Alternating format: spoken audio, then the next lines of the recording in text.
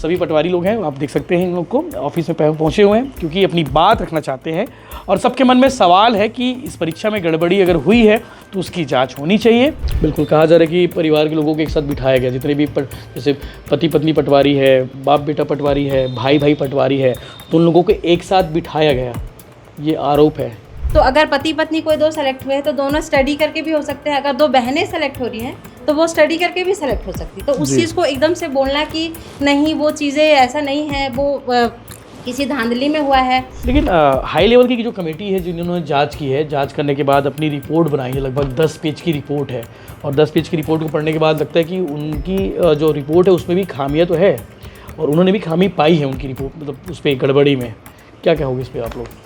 तो ये मुद्दा हमको समझ में नहीं आया कि जब हाई कोर्ट ने उस परीक्षा का जो संचालन है उसको एक बार कह दिया कि हाँ ये सही तरीके से हुआ है, इसका कोई औचित्य नहीं है, उसके बाद इस तरह जो जांच कमेटी उसका रिपोर्ट आया। किंतु जांच लेवल कमेटी ने वही दिक्कत आई कि जो पॉइंट्स को हाई कोर्ट ने खारिज कर दिया था, जिन आधारों को उन आधारों को वापस से जीवित कर दिया और जिंदा हो गए वही बिंदु, तो वही बिंदु में पुनः जांच चालू हो गई जो खारिज हो चुका है, हमारे समझ में नहीं आ रहा है। और सर हम लोग लगभग 1.5 साल से सफ़र कर रहे हैं इस चीज़ के लिए, इतनी मेहनत करके हमने सिलेक्शन लिया, उसके बाद भी कुछ आरोपों की वजह से जो कि निराधार है। तो आज वो अभ्यर्थी हमारे साथ बैठे हुए, वो पटवारी हमारे साथ बैठे हुए जिनका सिलेक्शन आरआई के लिए हुआ है, जो परीक्षा दिए, परीक्षा में पास हुए, पास होने के बाद लिस्ट आई और लिस्ट आने के बाद अब वो सफ़र कर रहे हैं इस गड़बड़ी को लेकर। छत्तीसगढ़ में सीजीपीएससी घोटाला और उसके बाद व्यापम में पिछले दिनों हाईटेक परीक्षा की गड़बड़ी सामने आई थी और इन दो गड़बड़ियों के अलावा एक और परीक्षा में गड़बड़ी की बात सामने आ रही है।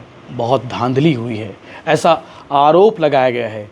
सदन से लेकर सड़क तक इस पर चर्चा हो रही है। आपको मालूम होगा पटवारी भर्ती परीक्षा में पिछले दिन हुआ था और उसके बाद राजस्व निरीक्षक परीक्षा 2024 जो विभागीय परीक्षा होती है, पटवारी से आरआई के लिए जो परीक्षा ली जाती है, उस परीक्षा में धांधली के आरोप लगे हैं। कहा जा रहा है कि परिवार के लोगों को एक साथ बिठाया गया, पटवारी कई परिवार में भी पटवारी है, उन लोगों को एक साथ बिठाया गया। कहा जा रहा है कि पैसा लेकर पटवारियों को आरआई बनाया गया है। यानी कि धांधली के जो आरोप हैं वो बहुत सारे हैं और इस आरोप को लेकर, इस परीक्षा को लेकर, जो विभागीय परीक्षा हुई थी 2024 में, इसको लेकर सदन में बवाल भी हुआ। पूर्व मंत्री राजेश मूणत ने इस पर सवाल उठाया और उसके बाद कांग्रेस वालों ने भी इस पर सवाल उठाया। यानी कि भाजपा भी इसके खिलाफ में है, कांग्रेस भी इसके खिलाफ में है। दोनों दल इस परीक्षा को लेकर सवाल उठा रहे हैं और एक दूसरे पर आरोप लगा रहे हैं। कह रहे हैं कि भैया ये आपके कार्यकाल की गड़बड़ी है, वो कह रहे हैं कि परीक्षा आपके कार्यकाल में हुई है। तो आज इस गड़बड़ी जो है विषय उसको समझेंगे, साथ ही साथ पटवारी से जो आरआई के लिए जो परीक्षा हुई थी, इस परीक्षा में जितनी भी धांधली सामने आई हैं, आपने सिर्फ धांधली वाला पार्ट समझा होगा। तो आज वो अभ्यर्थी हमारे साथ बैठे हुए, वो पटवारी हमारे साथ बैठे हुए जिनका सिलेक्शन आरआई के लिए हुआ है, जो परीक्षा दिए, परीक्षा में पास हुए, पास होने के बाद लिस्ट आई और लिस्ट आने के बाद अब वो सफ़र कर रहे हैं इस गड़बड़ी को लेकर। उनका कहना है कि भैया हमारा पक्ष भी सुना जाना चाहिए, हमारा पक्ष भी लोगों के सामने आना चाहिए। अब तक जो पक्ष आया है वो एक तरफा पक्ष आया, यानी कि जो गड़बड़ियों के आरोप लगाए जा रहे हैं, जो धांधली के आरोप लगाए जा रहे हैं, उन धांधलियों में कितनी सच्चाई है वो बात भी सामने आना चाहिए। हालांकि इसकी जांच हुई, हाई लेवल कमेटी ने भी जांच की सरकार की ओर से और उसके बाद अब इस मामले की जांच मार्च से ईओडब्ल्यू कर रही है। जांच जारी है, आने वाले समय में उसका भी खुलासा हो जाएगा। लेकिन जो चयनित हुए हैं वो अपनी बात रखना चाहते हैं, तभी इसीलिए दूर दराज से आए हुए हैं, पटवारी से आरआई बन के बैठे हुए हैं, लेकिन पोस्टिंग नहीं हुई है और ट्रेनिंग में नहीं गए हैं।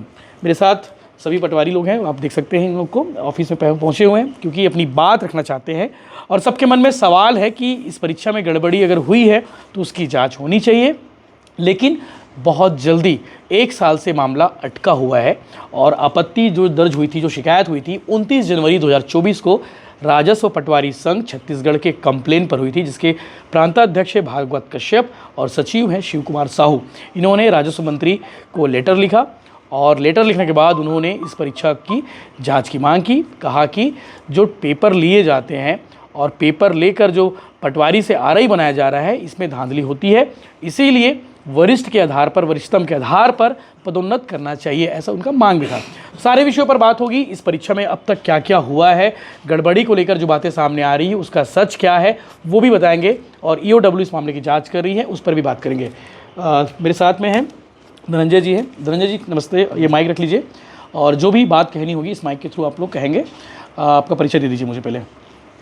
सर मैं धनंजय सिंह, वर्तमान में एमसीबी में ज़िले में पदस्थ हूँ, जी, पटवारी पद पर पदस्थ हूँ और मेरा विभागीय परीक्षा 2024 में चयन हुआ है चयन हुआ है और मेरी वाइफ का भी चयन हुआ है इसमें। बिल्कुल। हम दोनों का चयन हुआ है। तो इसमें बहुत सारे पहले तो मुझे ये बताओ कि ये परीक्षा जो होती है, ये राजस्व निरीक्षक की जो परीक्षा होती है, विभागीय परीक्षा है, पटवारी से आरआई बनते हैं, रेवेन्यू इंस्पेक्टर उसे कहा जाता है। तो ये परीक्षा मतलब पहले आरआई बनते थे, तब कैसे बनते थे और अभी कैसे बन रही है, इसका प्रोसेस क्या है? सर देखा जाए तो 2014 जी। से जो प्रमोशन का स्वरूप है वहाँ से बदलाव होता है। 2014 एक मानक ईयर है सर, मान लीजिए 2014 के पहले जो प्रमोशन था वो सीनियरिटी के आधार पर होता था, जो वरिष्ठ हैं उनका प्रमोशन होता था।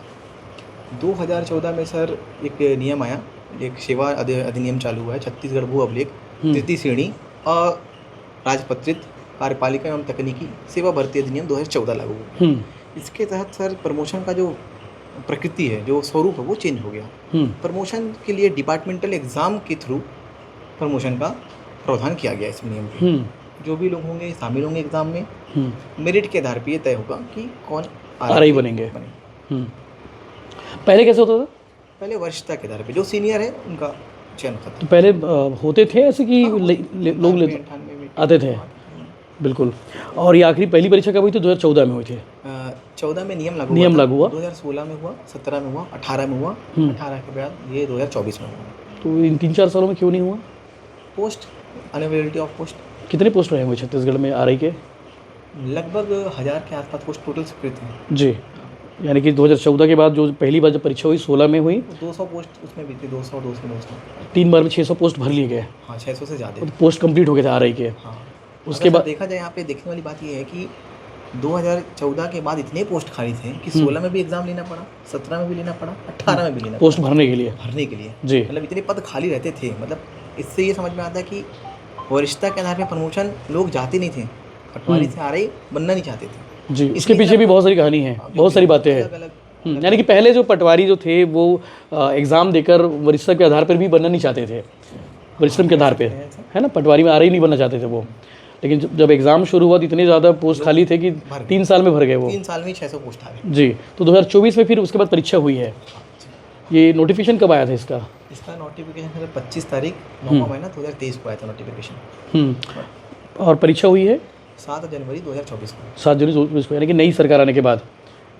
नई सरकार आने के बाद पुरानी सरकार में नोटिफिकेशन हुआ और नई सरकार में एग्ज़ाम हुआ, ये भी है। इसीलिए बीजेपी कांग्रेस वाले एक दूसरे पर आरोप लगा रहे हैं कि भैया ये गलती आपकी है, वो कह रहे हैं कि ये गलती आपकी है। ठीक है, खैर उस पर नहीं जाते। जो गड़बड़ियों की जो आरोप लग रहे हैं, जो धांधली के आरोप लग रहे हैं कि भैया इसमें ये हुआ है वो हुआ है, मालूम है आप लोग को ये क्या क्या धांधली के आरोप लग रहे हैं आप लोग के ऊपर में?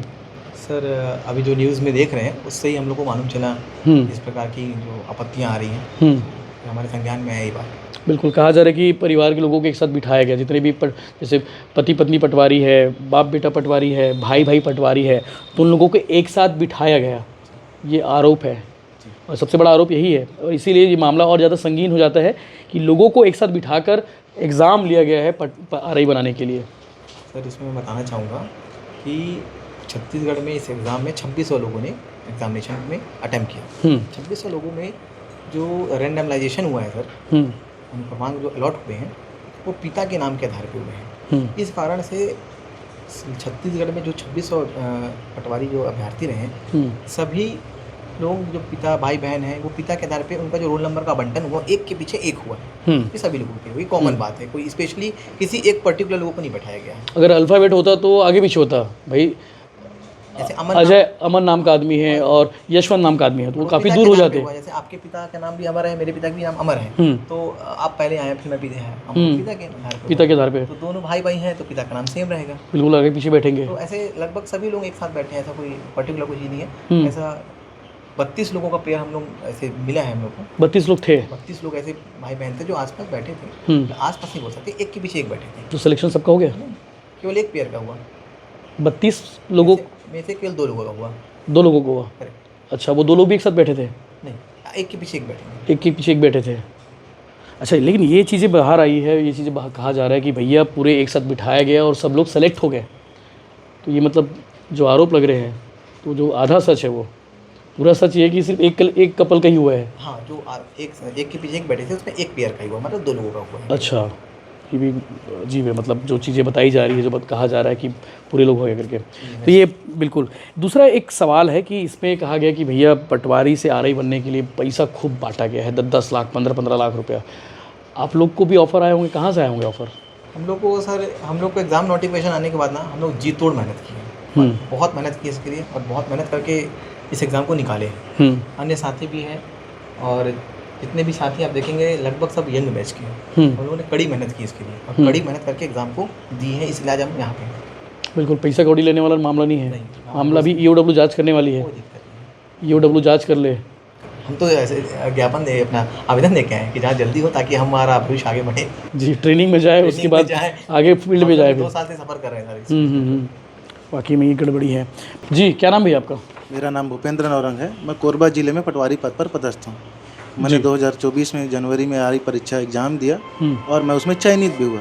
आपके कोई परिवार के लोग भी चयनित हुए होंगे? नहीं, 216 लोग जो सिलेक्शन हुए उसमें मेरे अलावा मेरे परिवार का कोई भी व्यक्ति नहीं है। अच्छा, लेकिन कहा जा रहा है कि भाई 30-32 लोग बैठे थे पेपर में, एक साथ बैठे थे परिवार के लोग। ऐसा कहा जाता है, लेकिन 6 बिलासपुर रायपुर में 6 अलग अलग जगहों पे सेंटर निर्धारित किए गए थे। हर सेंटर में लगभग 500 अभ्यर्थी थे। कहीं पे एक भाई, कहीं पे 2 भाई एक साथ बैठ हो सकते हैं, कुछ जगह ऐसा हम लोगों ने गीता के नाम के, क्योंकि वो था ऐसा हुआ, तो वो तो होना ही था। लेकिन कई जगह सिलेक्शन एक भाई का हुआ है, कहीं पे एक ही जगह पे 2 भाई का हुआ। आप लोग के पास पूरी लिस्ट है?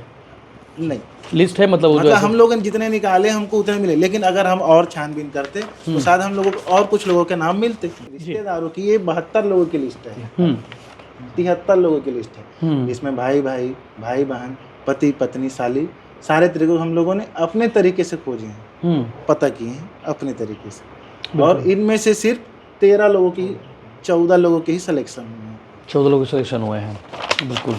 एक चीज़ और है कि ओएमआर शीट में मोबाइल नंबर लिखवाया गया, ये भी आपत्तिजनक चीज़ है कि ओएमआर शीट में मोबाइल नंबर क्यों लिखवाया गया? नाम लिखवाते, रोल नंबर लिखवाते। 2018 में भी एग्जाम हुआ था, उसमें भी नाम, roll number, date of birth, ये सब का मेंशन था। सेम इट इज वो दूसरे एग्जाम में भी फॉलो की। मोबाइल नंबर उसमें भी लिखवाया गया, उसमें भी था 2018। हमारे पास 2018 को ओएमआर शीट भी है, ये रहा। इसमें भी 7 इसमें है मोबाइल नंबर का कॉलम है, जिसमें लोगों ने अपने नंबर लिखे हुए हैं। यानी कि पहले भी था ये आप लोग को आरटीआई से मिला है? हाँ, जो सरकार ने दिया है, जो सरकार से हम लोगों ने आवेदन लगा के आरटीआई से सारी रिपोर्ट निकलवाएं। कितने महीने से आप लोग ये सब चीज़ें कर रहे हो, मतलब कि जल्दी ट्रेनिंग हो जाए, ट्रेनिंग के बाद आप लोग पोस्टिंग मिल जाए, ये इसकी कहानी क्या है? हम लोग तो सर देखेंगे 2 साल से वेट कर रहे हैं। पहले तो हम लोग ने सभी सोचे कि चलिए जांच हो जाएगा, जांच के बाद चले जाएंगे, तो हम धैर्यपूर्वक इंतजार कर रहे थे कि जांच हो जाने दीजिए, कमेटी का गठन हो गया है। तो हम लोग वेट एंड वॉच बस कर रहे थे कि जल्दी से हो जाएगा, अब जाएंगे। बट बाद में हमें इंटेंशन समझ में आया कि ये इंटेंशन ही सही नहीं है। हमारे यूनियन, जो पटवारी संघ का जो यूनियन है, उनकी इंटेंशन भेजने या जांच करने की नहीं है। उनका इंटेंशन पेपर को निरस्त करने का है, और निरस्त करके वरिष्ठता के आधार पर प्रमोशन लेने का है। एक्चुअल में ये जो पूरी विवाद है क्या कि अब काम ज़्यादा हो गया है, चीज़ें ट्रांसपेरेंट हो गई हैं, पटवारियों के पास ऑनलाइन काम भी हो गया, अच्छे शासन के सहयोग से ही सारी चीज़ें ऑनलाइन हुई हैं, जितनी फैसिलिटीज़ अवेलेबल हैं हमारे विभाग में, तो इस कारण से काम ज़्यादा हो गया है। अब सभी चाह रहे हैं कि सीनियरिटी बेस पे प्रमोशन मिल जाए, आरआई बन जाए, सीनियर लोग अब आरआई बन जाए। हाँ, क्योंकि सीनियर लोग आरआई बनने के लिए अब उनको एग्जाम निकालना पड़ेगा। जो तुलनात्मक विवरण में देखा जाए, अगर तुलना करेंगे तो उनको ज़्यादा पढ़ना पड़ेगा हमसे। अब यंग बैच सीनियर्स को ज़्यादा। आप लोग नए बैच वाले हो? नए बैच वाले हैं, तो पढ़ ही रहे हो अभी? तो पढ़ ही रहे हैं, कॉम्पिटिटिव एग्जाम भी दे रहे हो? बिल्कुल कॉम्पिटिटिव एग्जाम तो नहीं, बट मैं अपने डिपार्टमेंटल एग्जाम्स के लिए तैयारी अच्छे से कर रहा हूँ। तो उनके लिए टफ तरीका है प्रमोशन लेने का। अब वो चाहते हैं प्रमोशन लेना है, बट उनके लिए एग्जाम निकालना पड़ेगा, और पुराना वाला नियम बंद हो चुका है वरिष्ठता के आधार पर। तो एक इशू है, मामला कोर्ट भी गया था आप लोग का, ये पूरा 2-3 बार गया कोर्ट में, वहाँ से क्या हुआ और क्या चल रहा है कोर्ट में? सर, परीक्षा होने के बाद, परीक्षा का चयन सूची आने के बाद जो लोग फेल हो गए, उन्होंने 7 लोगों ने हाईकोर्ट में अपील किया। अपील नहीं किया, हाईकोर्ट में केस दर्ज कराया, याचिका दायर की। केस नंबर है 1832/2024। उन्होंने याचिका की 11/3/2024 को कि पेपर को निरस्त किया जाए। उसके कुछ ग्राउंड बनाए, क्योंकि हम याचिका दायर करते हैं तो कुछ ग्राउंड्स तैयार करते हैं। ग्राउंड में इन्होंने तैयार किया कि अभ्यर्थियों के मोबाइल नंबर लिए गए ओएमआर शीट में, ये भी ग्राउंड था उनके पेटिशंस में, तर्क था उनका। दूसरा तर्क था रैंडमलाइजेशन, कि रैंडमलाइजेशन गलत किया गया है, ये भी तर्क था उनका। एक ही क्वेश्चन के 2 आंसर लिए गए, ऐसे 2 क्वेश्चन BC वाला कुछ था, BC, हाँ, मतलब ये 2 ऐसे क्वेश्चन से इसमें रेक्टिफिकेशन होने के बाद ओमर अपना मॉडल आंसर में एक क्वेश्चन के 2 आंसर लिए गए। इसका लाभ तो लगभग सभी को मिला है। ये नंबर अगर B ने दबाया होगा तो B वालों को भी फायदा होगा, C लिखा होगा C वाले को भी फायदा होगा, ये सबके लिए कॉमन था। तो ये सब इन्होंने तर्क बताए, और जो भी आपत्तियां संघ ने लगाई थी उसको भी ग्राउंड बना के इन्होंने हाईकोर्ट में याचिका दायर की। किंतु 16/4/2024 को माननीय हाईकोर्ट से आदेश आता है कि एक बार आप जब खुली आंखों से एग्ज़ाम दिए, प्रक्रिया में शामिल हुए, आपको कोई आपत्ति नहीं है, उसमें कोई आपत्ति नहीं थी, उन्होंने कोई पेपर भी नहीं दिखा पाया कि हमने आपत्ति लगाई, उन्होंने अपने एग्ज़ाम दिया। जब आपका सिलेक्शन नहीं हुआ तब आपत्ति कर दिए। तो इस आधार पे वो जितने भी तर्क रखे थे, मोबाइल नंबर वाला, रैंडमाइजेशन वाला, एक क्वेश्चन के 2 आंसर वाला, इस सभी तर्कों को माननीय हाई कोर्ट ने खारिज करके केस को खत्म कर दिया। तब तो चीज़ें आगे बढ़नी थी। हाँ, आगे बढ़ी। हाईकोर्ट के आदेश के बाद सरकार ने काम किया होगा ट्रेनिंग पे। बिल्कुल किया सरकार ने, अच्छा काम किया उसमें। हमारी फिर उसमें सर उसका प्रोसेस बढ़ा। हाईकोर्ट के आदेश के बाद प्रोसेस ये हुआ कि सत्यापन था कि जो चयनित पटवारी है क्या उनका 5 साल हुआ कि नहीं हुआ, इसका सत्यापन करना था। उसके लिए लेटर बढ़ा, सत्यापन हुआ। सत्यापन के बाद पात्रता सूची भी आ गई। 23/10/2024 तक, अक्टूबर तक बढ़िया चला। 216 लोग आ गए फिर। हाँ, 216 के जितने लोगों को सिलेक्शन हुआ, 1600 में से 216 सेलेक्ट हुए। 2600 में से 2600 में से जी, सभी का सूची आ गया। पात्र हैं कि सभी के सभी पात्र हैं, सभी के 5 साल हो चुके हैं। तो यहाँ पे शासन का बहुत अच्छा सहयोग रहा, यहाँ तक हम लोग आ गए। किंतु यूनियन ने आरोप को बदल दिया, आरोप के स्वरूप को बदल दिया। कैसे? पटवारी यूनियन ने जो पहली बार कंप्लेन किए थे, जो पहली बार जो कंप्लेन किए थे, उनका शिकायत का स्वरूप ये था कि परीक्षा संचालन में त्रुटि है। आप 29/1/2024 का अगर आप संघ का लेटर देखेंगे, उसमें उनका जो आरोप है, जो आपत्ति वो आरोप लगाए हैं, वो परीक्षा संचालन पे है जी। पर चूंकि हाईकोर्ट ने परीक्षा संचालन को ओके कर दिया, त्रुटिपूर्ण बता दिया जी, उनकी याचिका खारिज कर दी। उसके बाद उन्होंने नया पैंतरा आजमाया कि अब इसको कैसे रोका जाए। उन्होंने एक नया स्वरूप को बदल के शिकायत को उन्होंने बोला कि परीक्षा में धांधली हुई है। जो आरोप न्यूज में चल रहे हैं वो एक्चुअल में वो उनके आरोप राजस्व पटवारी संघ के। हाँ, पहले आपको बता देते हैं कि राजस्व पटवारी संघ की कंप्लेन क्या थी। 29 जनवरी 2024 को राजस्व मंत्री को लेटर लिखा गया था। उसमें कहा गया था कि राजस्व निरीक्षक पदों की रिक्त संख्या का उल्लेख नहीं किया गया है, साथ ही आरक्षण का स्वरूप किस प्रकार होगा इसकी उपेक्षा की गई है। ये पॉइंट को थोड़ा समझाएंगे कि ऐसा उन्होंने क्यों लिखा और सरकार के इसमें क्या स्टैंड रहा। इस पॉइंट पर कहा गया कि पदों की रिक्त संख्या का उल्लेख नहीं किया गया, साथ ही आरक्षण का स्वरूप किस प्रकार होगा इसकी उपेक्षा की गई है। पॉइंट नंबर 1, आरक्षण का स्वरूप का तो अब मुद्दा ही नहीं रह गया सर, क्योंकि हाईकोर्ट ने स्पष्ट कर दिया कि प्रमोशन में आरक्षण लागू ही नहीं है जी। तो 2018 के एग्जाम में ऐसा हुआ था कि आरक्षण 2018 तक पदोन्नति में आरक्षण जी, लेकिन 2019 जी बताइए जी। लेकिन 2019 के बाद से पदोन्नति में आरक्षण को खत्म कर दिया गया है, इसलिए आरक्षित उसमें सीटों की संख्या नहीं दर्शाई गई या उसका फॉलो नहीं। पॉइंट नंबर 3 में लिखा है कि कुछ पटवारियों को पारिवारिक आधार पर एक साथ बैठाया गया, रोल नंबर एक साथ देकर साथ में बिठाया गया, जिसकी जांच की जाना आवश्यक है। वही 32 लोग 32 में जी अच्छा, कुछ लोगों को बताया है जबकि सबको बिठा गया था, सबको बैठाया। रैंडमाइजेशन वही हुआ था। अगर वो भाई हैं, अगर उनके पिता के नाम एक जैसे हैं हाँ, तो वो एक साथ बैठेंगे। अगर वो भाई नहीं है और पिता के नाम भी एक जैसे हैं तो भी वो आजू बाजू बैठेंगे। ठीक है, ये तो है। एक और आपत्ति इनकी है, विभागीय राजस्व निरीक्षक परीक्षा हेतु वर्ष 2021 में आवेदन मंगाया गया था, मगर उक्त परीक्षा को आयोजित ना कर नया परीक्षा आयोजित करना कहीं ना कहीं संदेहास्पद है, ऐसा भी उनकी आपत्ति है। जी ठीक है, चलिए सरकार तो आप नहीं है तो आपसे पूछना भी बनता नहीं, लेकिन फिर भी उनके आरोप को लेकर आप लोग कितने इत्तेफाक रखते हैं ये पूछ रहा हूँ मैं। एक और सवाल है कि राजस्व निरीक्षक परीक्षा के आयोजन के ठीक पूर्व पूरे प्रदेश में आदर्श आचार चुनाव संहिता लगा हुआ था तथा चुनाव के कारण पूरे प्रदेश में पटवारी साथी भी चुनाव कार्य में व्यस्त थे, मगर उसी दौरान दावा आपत्ति मंगाया गया और पटवारियों को समय ना देते हुए आनन फानन में परीक्षा तिथि निर्धारित करते हुए परीक्षा का आयोजन किया गया। ये परीक्षा की तारीख को लेकर कहा जा रहा है। तो नोटिफिकेशन 25 तारीख को आया था सर, उसमें नोटिफिकेशन को देखिएगा 25 तारीख को जो नोटिफिकेशन आया है उसमें स्पष्ट लिखा हुआ कि परीक्षा जो है जनवरी माह के प्रथम व द्वितीय सप्ताह में आयोजन होना है उसका। तो ये सभी को संज्ञान में था कि परीक्षा का आयोजन कब होना है, क्या टाइम मिलेगा, ये तो पूरी डिसाइड था। ये सब आपत्ति को वैसे भी हाईकोर्ट ने खारिज कर दिया है उनकी आपत्ति को। तो उसके बाद जब जो अभ्यर्थी गए जो फेल हो चुके हैं उनकी आपत्ति को भी खारिज किए, मामला आगे बढ़ा। लेकिन हाई लेवल की जो कमेटी है जिन्होंने जांच की है, जांच करने के बाद अपनी रिपोर्ट बनाई है, लगभग 10 पेज की रिपोर्ट है, और 10 पेज की रिपोर्ट को पढ़ने के बाद लगता है कि उनकी जो रिपोर्ट है उसमें भी खामियां तो है, और उन्होंने भी खामी पाई है उनकी रिपोर्ट, मतलब उस पर गड़बड़ी में। क्या कहोगे इस पर आप लोग, हाई लेवल जो जांच कमेटी है? हाई लेवल जांच कमेटी का रिपोर्ट सर पढ़े 5 सदस्य थे, 5-6 लोग जी। जी। उसमें एक लाइन आया हुआ है कि 22 अभ्यर्थी एक साथ बैठ के एग्ज़ाम दिए।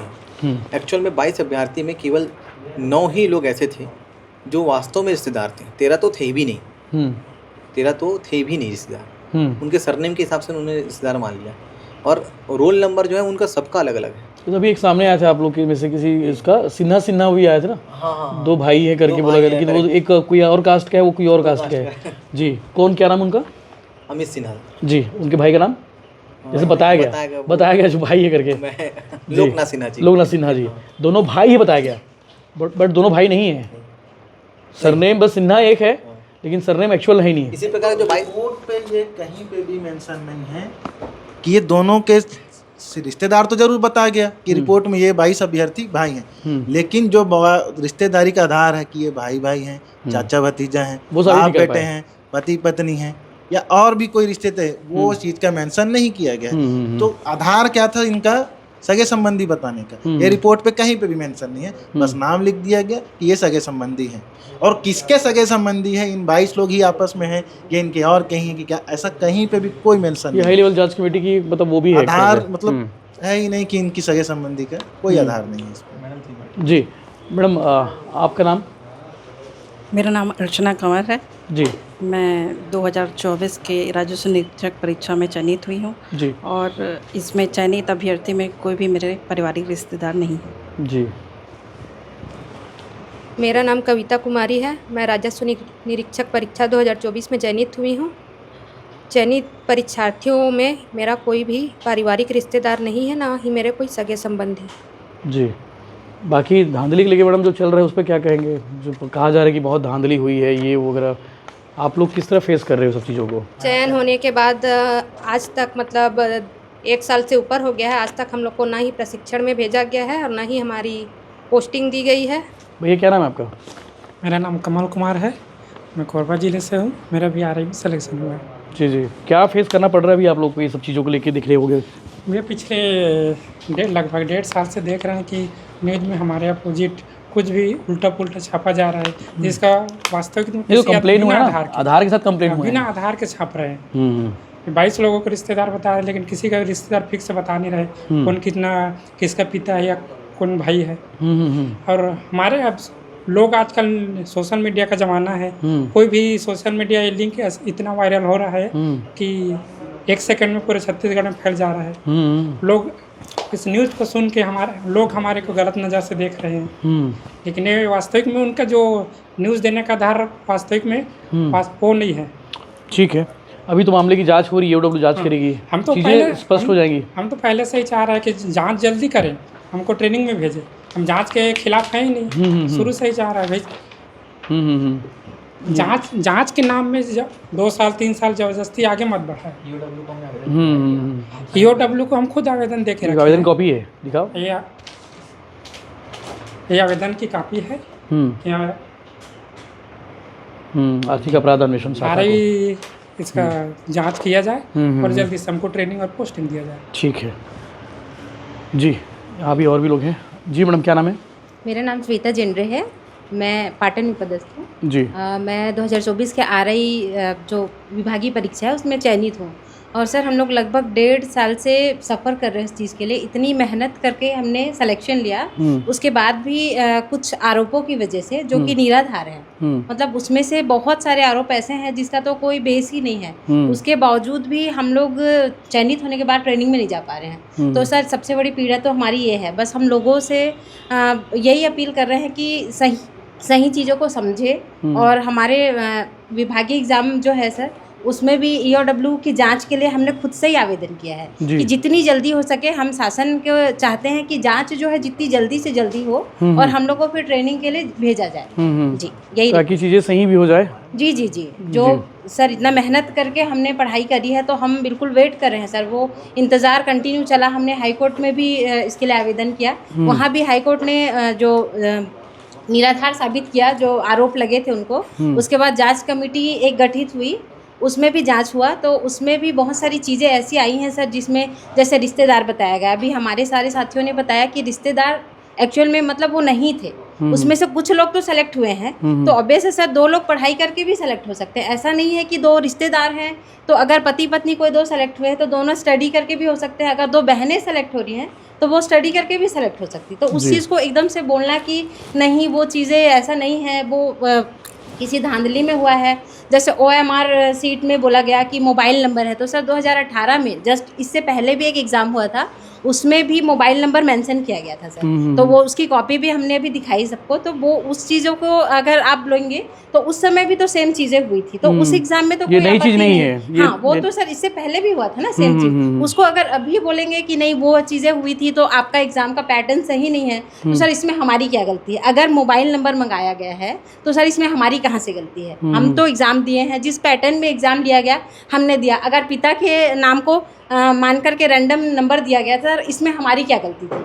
हम तो परीक्षार्थी हैं, हमारा काम है कि स्टडी करके जो भी किया विभाग ने किया है और विभाग पे सवाल उठ रहे हैं। जी सर वो सर मतलब ऐसा कोई जायज़ भी नहीं है। वो चीज़ें अगर ऐसा हुई भी है तो वो ऐसा कुछ गलत नहीं है सर उसमें। क्यों होगी फिर कंप्लेन? मतलब क्या रीज़न रहा होगा कंप्लेन हाँ, करने जैसे सिलेक्शन हुआ सर, जैसे बताया कि बहुत सारे 33-34 लोगों को साथ में जैसे थे, रिश्तेदार थे, लेकिन सर उसमें ये भी तो सोचिए कि सारे लोगों का सिलेक्शन नहीं हुआ। अगर ऐसा था तो सारे लोगों का सिलेक्शन होना चाहिए था।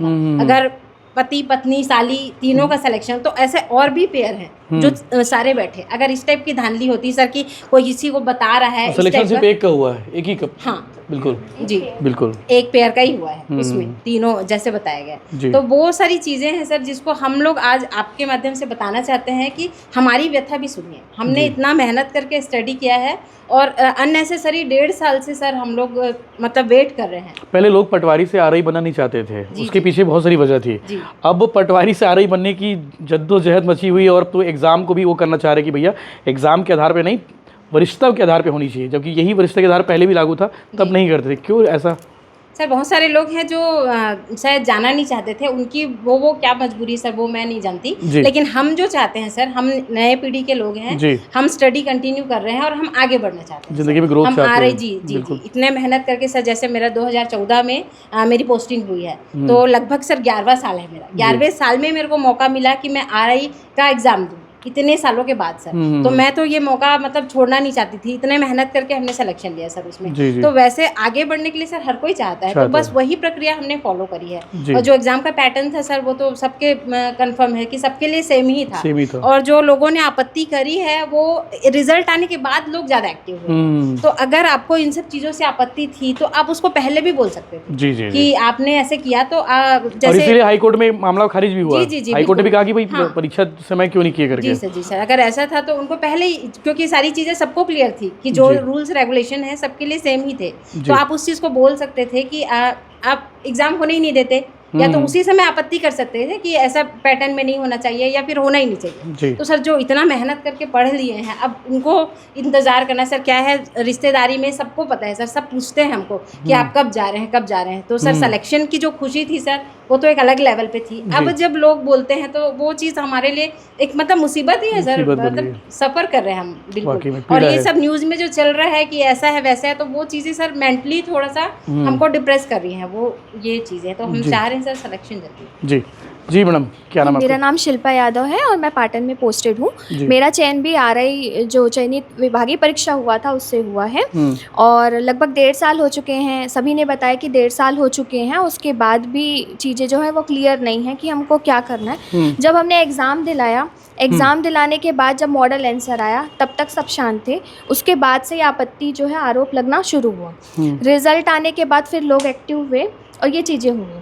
उसके बाद फिर कुछ समय के बाद जांच कमेटी, उच्च स्तरीय जांच कमेटी के लिए रिपोर्ट के लिए कहा गया। तो वो कमेटी जो है वो उन्होंने रिपोर्ट भी दी। पर इसी बीच में हाई कोर्ट में 1832/2024 के तहत जो हाई कोर्ट में केस लगा हुआ था, इन्हीं कुछ बिंदुओं को लेके, जैसे कि 2 आंसर लिया गया बी और सी, उसको लेके आसपास रिश्तेदारों को बैठाया गया, इसको लेके, और एक और पॉइंट बताया ना भैया, बता दिए पॉइंट। हाँ, जिसको लेके किया गया था, परंतु हाई कोर्ट ने इस केस को खारिज कर दिया था। उसके बाद उच्च स्तरीय जांच कमेटी द्वारा फिर से वही पॉइंट को लेके निष्कर्ष निकाला गया। तो ये मुद्दा हमको समझ में नहीं आया कि जब हाई कोर्ट ने उस परीक्षा का जो संचालन है उसको एक बार कह दिया कि हाँ ये सही तरीके से हुआ है, इसका कोई औचित्य नहीं है, उसके बाद उच्च स्तरीय जो जांच कमेटी उसका रिपोर्ट आया, उसके बेसिस पे अभी प्रक्रियाएं चल रही हैं और हम 1.5 साल से सिर्फ इसी प्रक्रिया के थ्रू जो है सफर कर रहे हैं। अभी मामला ईओडब्ल्यू में है और वो मामला ईओडब्ल्यू में है। हम स्वयं चाहते हैं,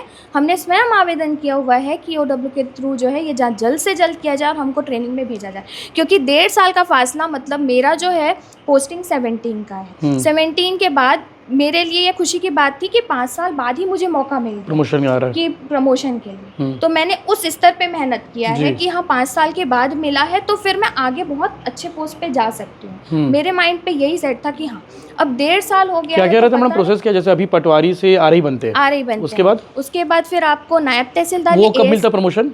वो 7-8 साल लगभग है, या तो फिर पोस्ट जब 10 साल भी हो सकता है, वो पोस्ट जैसे वैकेंट होते हैं तो फिर वो आगे प्रक्रिया नायब तहसीलदार, उसके बाद तहसीलदार, उसके बाद एसडीएम वहां तक जा सकते थे? जी बिल्कुल जा सकते अपॉर्चुनिटी थी। हाँ, ऐसी संभावना थी, पर हम अभी 1.5 साल पीछे हो गए और हमको ये भी नहीं पता कि ईओडब्ल्यू के जांच के बाद और कितना टाइम लगेगा। तो सफर हम कर रहे हैं इस चीज के लिए, वाकई में मतलब हमको जिस चीज तक पहुंचना था, बस वो आपत्ति जिसका कोई आधार भी नहीं है, जिसका आधार भी नहीं है। अगर आपके पास कुछ चीजें हैं तो आप सामने पेश करते तो उसके चीज पर कुछ और होता, बात होती, बट अगर ये निराधार है तो यही हम रिक्वेस्ट करेंगे कि ये चीजें जो है जल्दी से क्लियर हो जाए, हमको प्रशिक्षण में भेजा जाए। जी थैंक यू। तो धनंजय जी, एक सवाल और बस रह जाता है इसमें कि जो कंप्लेन उन्होंने किए हैं पटवारी संघ ने कि 4-5 पॉइंट है, 6-7 पॉइंट है, उन सब पॉइंट के उन्होंने कागज़ भी दिए होंगे, कुछ सबूत भी दिए होंगे, उन्होंने सरकार को भी दिया होगा, हाई कोर्ट में भी दिया होगा, कुछ तो आधार होगा उनके पास भी? नहीं, रिपोर्ट के अगर 10वां नंबर पॉइंट में पढ़ेंगे तो उसमें स्पष्ट है कि उनके द्वारा किया गया शिकायत जो है उसका कोई आधार नहीं है। ये हाई लेवल कमेटी की रिपोर्ट की बात कर रहे हैं। रिपोर्ट के पॉइंट नंबर 10 ये था, ये जितनी भी बातें बोली गई हैं ये सब दस्तावेज के आधार पे हमने रखा है। आप लोग जो बोल रहे हो आरटीआई से निकाला हुआ दस्तावेज है, दस्तावेज के सारे आधारों पे, मतलब डॉक्यूमेंटेड है, आप उसको चेक कर सकते हैं, डॉक्यूमेंट के आधार पे बातें रखी गई हैं। शिकायत करने वाले ने तो कुछ भी शिकायत कर दिया है, कुछ भी, पर हम जो बात अभी रखे हैं सब हमारे पास डॉक्यूमेंटेड है।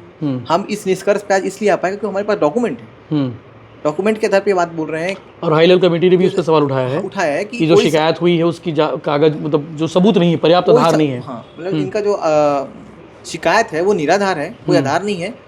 दूसरा पॉइंट बोला है कि जो भी दस्तावेज दिए हैं वो साक्ष्य की श्रेणी में नहीं आते हैं, वो एविडेंस नहीं है आपकी। आपने अगर कोई दस्तावेज दे दिया कि ये भाई भाई आसपास बैठे, तो वो एविडेंस नहीं है, this is not the evidence. तो ये बात है उसमें।